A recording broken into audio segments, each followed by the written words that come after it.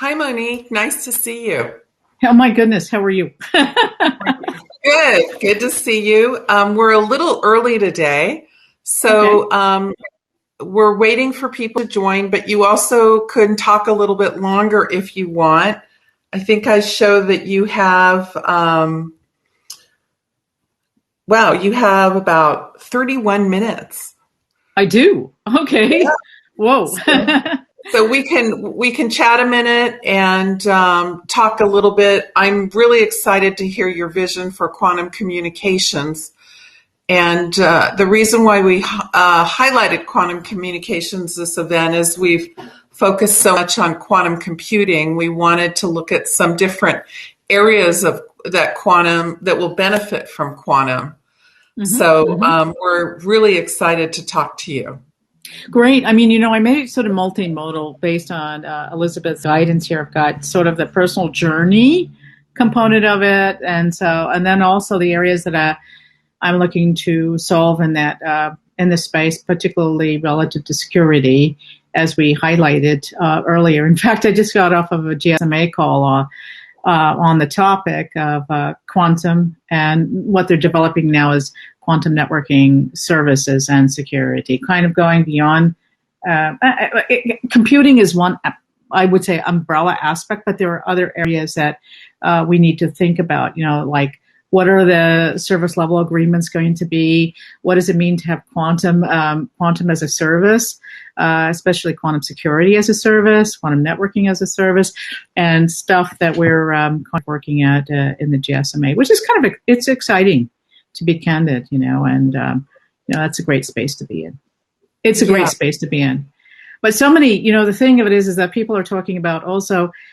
We had a guest speaker from Classic Technologies, Uh-huh. Yuval Boyer, and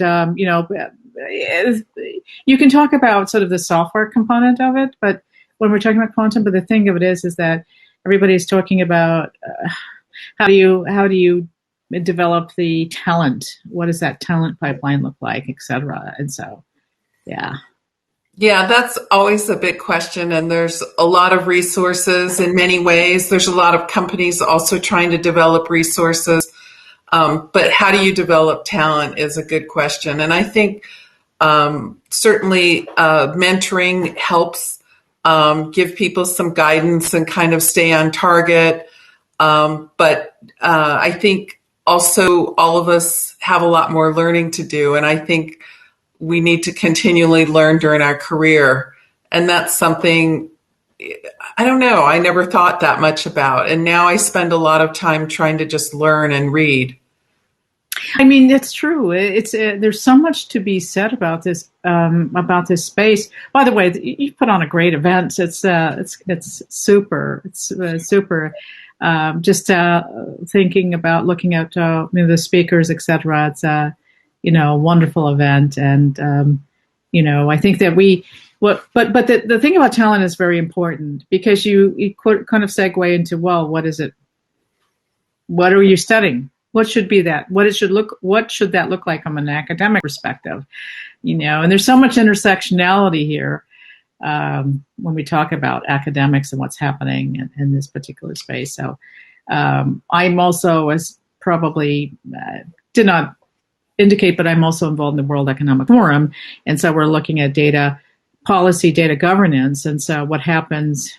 How do you deal with that if you're talking about some level of quantum networking and quantum security, and what that would mean. And then, of course, you get into data privacy, and yeah, it's a lot to be discussed. Yeah, it is a lot. And it's, I think, also a lot of policy, a lot of trying to determine when it's going to be here, how companies prepare for it. I mean, it's very complex. And so not only are you training the workforce, but also I think customers or corporates need to also start looking at it, and it's very deep. It is indeed, and but I think if people are interested, I mean, especially what's happening in the GSMA, but of course that's mobile computing. I mean, that's the mobile space. But definitely, there is a paper that has just been published right before we got on, so that's a neat thing to say. But it was more or less on it's more or less on the topic I'm going to be talking about, quantum computing. But I will be talking about sort of the space that I'm interested in from the services area. We are working on another paper, which is around quantum networking and services from the GSMA. And so, we always have sort of a guest speaker series. Every 4 weeks, we have a guest speaker series. And there are case studies. I mean, Jean McManus, Jean. And so she's talked about what they're doing in Verizon. And then we've got SK Telecom in Korea. And, what are the areas and what kinds of services are they coming up with? British Telecom, for example, too, at the infrastructure level. How do you create sort of this ultra security, especially if you're dealing with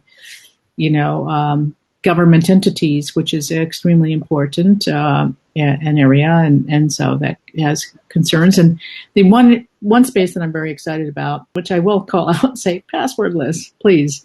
So, anyway. Wait. I want to hear this. What? Don't have a password list or do have a password list? Passwordless. Oh, passwordless. Okay. Yeah, and I think there's a neat space there, what we can be doing. But somewhere, I know Verizon's interested, and so people are looking at this whole notion of passwordless. But then again, there's an assumption of how you use cryptographic keys, what's given to you as a key, that has built on talent. Yes, of course, I think a quantum space is inherent in here. Could be a very, very key, interesting space. You've got companies that are already offering this as a service. I mean, Microsoft is an example. Other companies are Cisco also.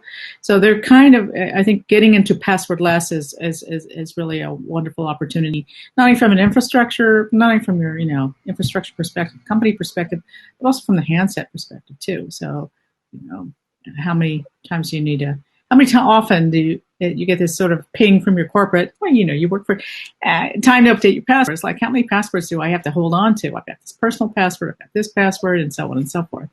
It's a jobs fair. Yeah, I just got a couple of those pings to update passwords, and it's hard to keep track of them all. It is indeed hard to keep track, and so we need to move into the space. I mean, FIDO and Alliance 2 has been actually advocating for that. If you look at the companies that have been there, definitely an area to research. And I think there's, like I said before, we were looking at pioneering times, which makes it so cool and exciting. It is. Well, why don't you go ahead and get started? We've had more people join, and we are anxiously awaiting your talk. Okay. So, you want me to share it? Share screen? Go ahead and share screen and get going. I'll stay on just while you share, and then I'll disappear. Okay, let's make sure we can get that. Can you see? Oh. Can you see the screen? I lost you there for a minute. Yes, perfect. So, should I get started? Get started, and thank you again. Thank you. So thank you very much for the introduction. And again, it's a great space to be in here. I'm going to talk about women in quantum, but it's a personal journey. So it's more a journey of my sort of a little bit of a biography, but also areas that I'm interested in solving for, mainly, for example, in the space of networking. And that's kind of a space that I'm very interested in, particularly in security.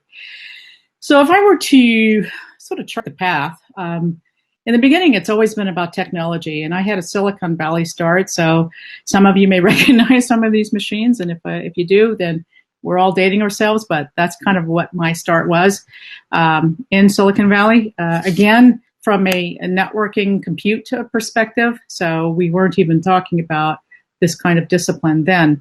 But for me, on a personal level, it's always been around technology and its implications to business, but also, what kind of problems do we need to solve?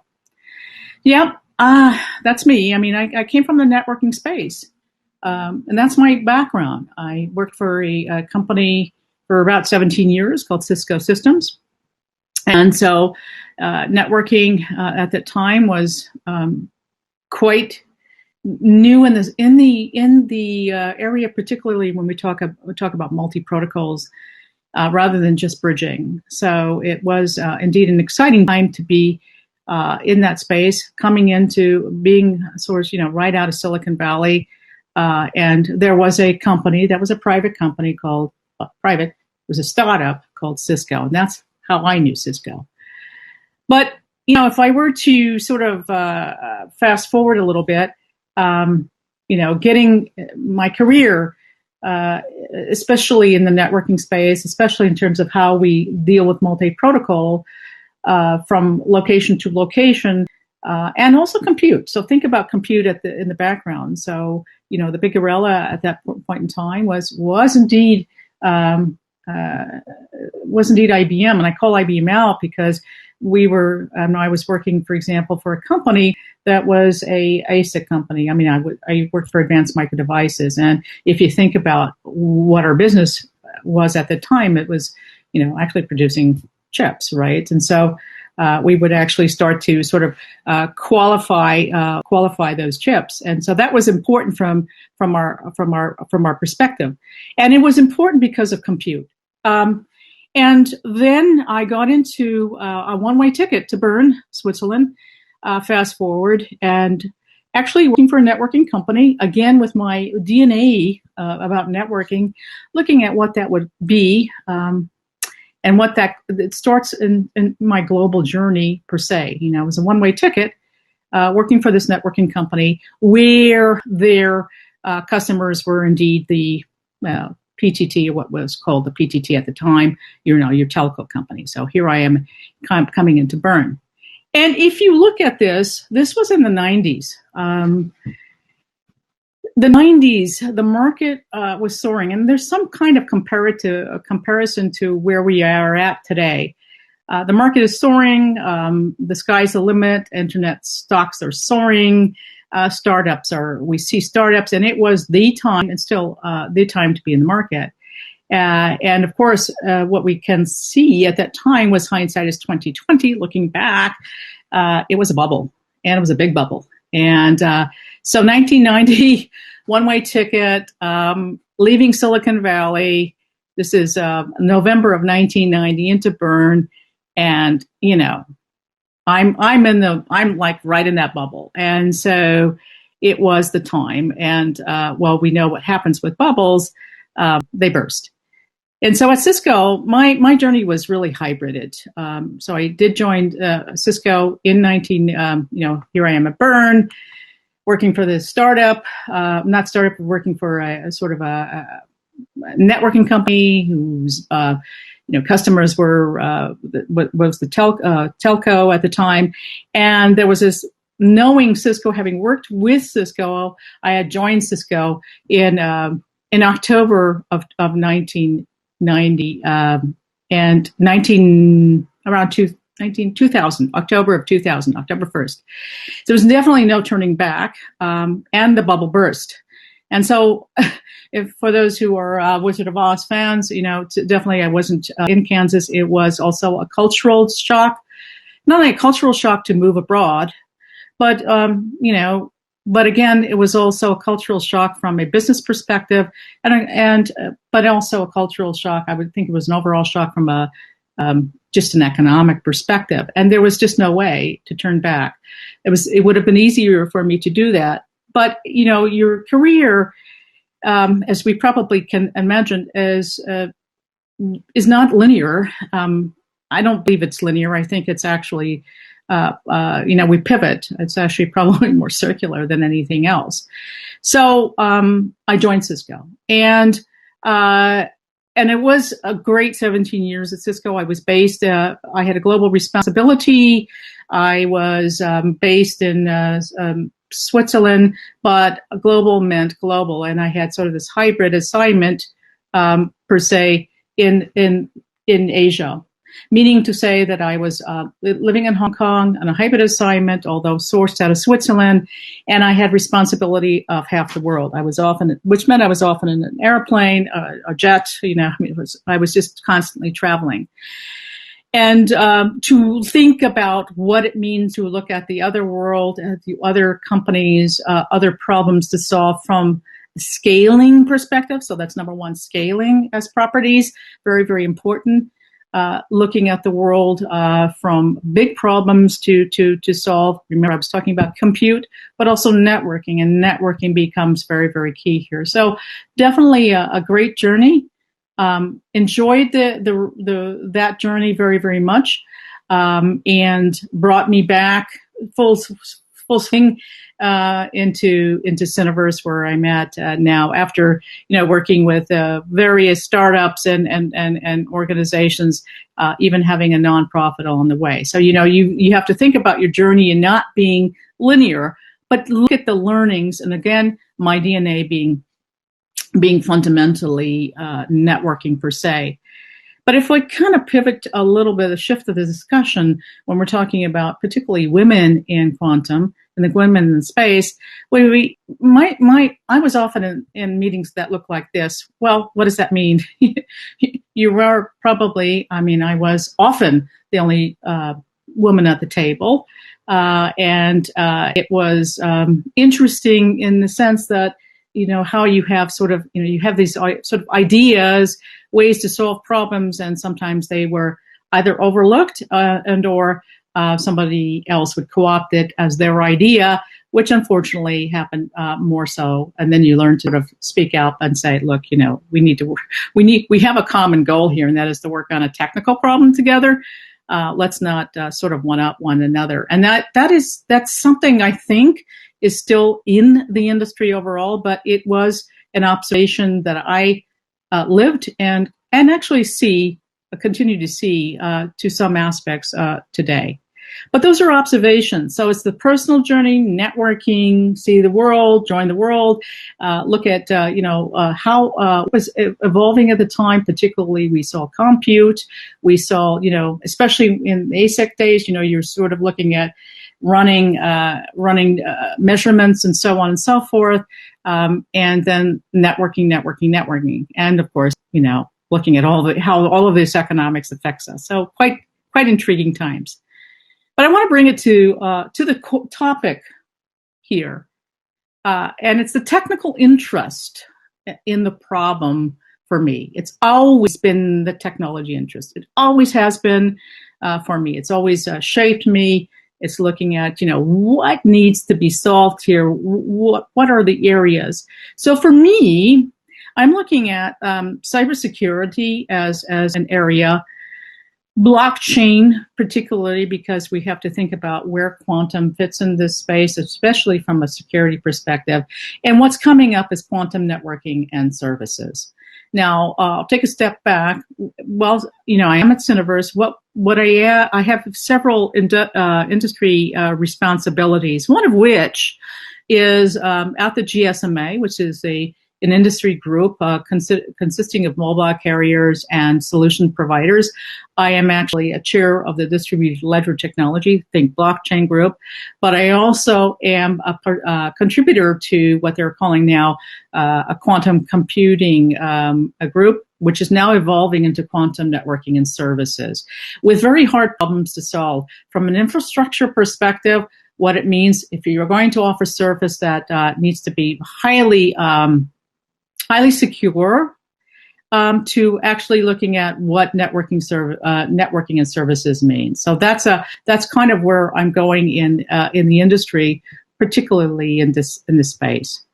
Now, some of the areas that I've been particularly interested in and have contributed to a paper.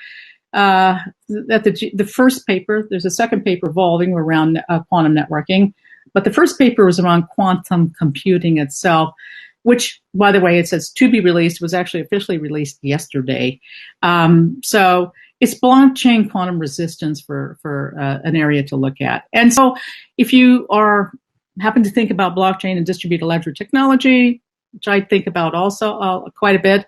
You have, carriers particularly are evolving what we call ledger agnostic constructs, whether it's Hyperledger Fabric, Ethereum, Corda. These are sort of the examples. But we need to assist where current blockchain security, what are those security weaknesses? And could they eventually, for example, be quantum resistant?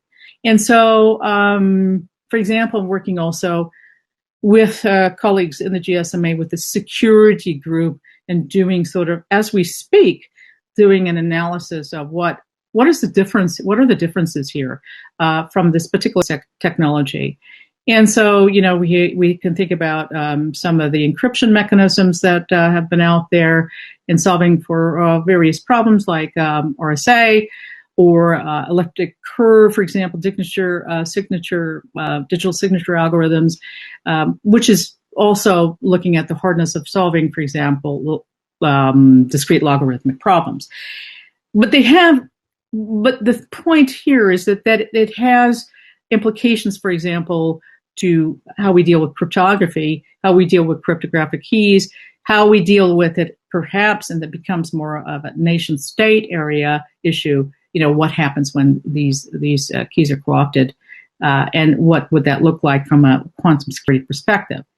So quantum as a service model, and we have to think about bringing it also to business, because when I'm at the GSMA, 80% of the discussion has to be, let's bring it to business, 20% are the technology levers, of which we think about how quantum networking and services can be at play here. So we have to, one of the areas that I'm examining at the GSMA is quantum as a service. And so particularly around networking, will have implications, for example, to network management and SLAs from a business-to-business or B2B perspective. We also have to think about the inherent characteristics of quantum security and privacy. What do we mean, for example, when we talk about quantum-resistant cryptographic primitives? That goes to the earlier discussion about, cryptographic keys, what happens if they're co-opted, and so on. I look at that. I look also at areas around multi-party computation, and a big play for me, something that's very important, is zero-knowledge proofs, or ZKP. So those are kind of in the bucket of areas of interest, technical interest, and problems that we need to sort of look at and to be solved. But we have to consider, for example, what is the problem, what is the balance between performance and agreement when we're looking at latency? I mean, these are the issues when we're talking about SLAs. Especially if we're talking about transactions and communications over a quantum network. And what would that mean in terms of loss, communications loss, and of course, how do we deal with privacy overall? So we have to kind of look at that balance between performance, agreement, latency, SLAs, areas that are becoming very, very interesting, and we are double clicking in that space more or less now. What is the long distance communications? Especially if we assume ceteris paribus that it's going over a single path of fiber, satellite communications, and of course, could we actually detect, bad actors? Do we have to think about how we detect, or are we completely secure? And especially concerns if we're going around satellite communications. And of course, we have discussions even to the area around, to the level of space debris. But one thing that I think that's going to be interesting for us all is there are going to be early adopters and what we call late majority of any new technologies. Who are the early adopters? And you call them, these sort of customers that are willing to take a bet and also willing to be part of that co-development process, if you will, to when it becomes sort of, adopted by the majority of companies, organizations, and so on. So we have to think about lag cost. As I said before, we have to look at failover risk. This is more or less at an organizational level. What do we mean by trust and security? And what do we mean also, some of the topics I think that have been discussed in this particular conference around workforce education, what kinds of talent do we need to actually look at those buckets of very critical buckets? Like I said, cybersecurity is one of them. It's very, very critical, especially when we look at assessment of threats, vulnerabilities, and also where quantum is going to play in terms of this cryptographic, primitive space. And so that's one area. There's something that I'm highly quite interested in is, could we think about passwordless as a potential passwordless is definitely a topic. Passwordless assumes this sort of exchange in some cases of constructs where we have exchanges of cryptographic keys, and of course that assumes also what development of talent can be. Folks have sort of said, this is complex, but it offers some interesting levels of security to consider. And where does quantum play here? I think this is a very key space. There are companies already offering passwordless as a service, but I think this can be even more, adopted by other companies. And I think this is going to be a very interesting space for the quantum security area. How often do we get, it's time to change your password? Yes, we have to have two-factor authentication and so on. But I think it's going to be an area where we need to think about, going into a very cool space around passwordless. So watch this area because it's a part of a topic that we're definitely talking about at the GSMA. Here's one thing I do know, and I mean this with all my heart. I believe that this is a fantastic space to be a woman in quantum. And even if you're coming in from a different angle, the sky is the limit. And I think this is a fantastic space. There's so many cool problems to solve. And I gave sort of a little bit of an iceberg on what those problems look like or what they could look like to be solved, and what's happening also from an industry perspective. And I really hope that you continue your journey along the way. As I said before, let's make it interesting for all of us because this is going to be a great opportunity for our industry. So thank you. Thank you, Monique. Hey there. Awesome. Thank you. Thank you. I'm listening like you sure so we all have traveled a lot, but it sounds like you lived in Asia and you lived in Switzerland and you've lived in the Bay Area. Mm-hmm. Do I have that right? You have it right. In fact, I have two passports, Swiss and USA. So, leaving the Bay Area when I left the Bay Area was, I honestly thought I was going to go back to the Bay Area. I thought, okay, I gave myself a quantitative roadmap, like 5 years. And people said, 5 years is a long time, but I thought, maybe. And if you think about it, I arrived November 29th, 1990. And so that was an interesting time. And then, once I joined, I never went back. So once I joined Cisco, which was October 1st of 2000, although I had a world responsibility, part of my role took me to China and took me to Asia. And I ended up living in Hong Kong, but I was responsible. I had to go to India. I was often in China, Japan, Australia, New Zealand, Singapore. Southeast Asia. If anything, it tested my colleagues' knowledge of geography. But during that process, I had a chance to learn about scaling properties. Really, when you look at scaling in networking and scaling in compute, it was for me a humbling experience, but it added to definitely added to my professional, I'll say it, portfolio per se. Mm-hmm. Yeah, it's I think all the travel and seeing diverse approaches in different countries and different corporations is always just really illuminating, and I love plane time because it allows you to really sit and think and